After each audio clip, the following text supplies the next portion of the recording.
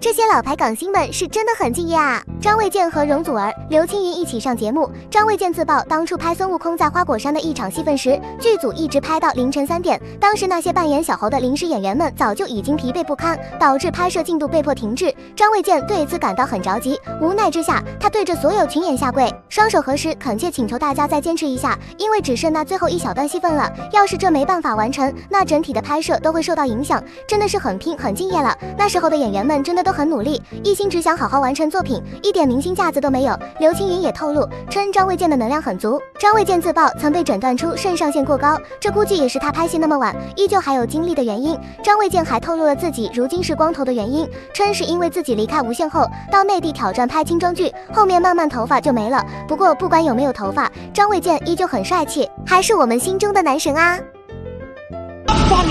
翻落去啦！玲姐，又係你話要親自去嘛，而家咪帶你飛去咯。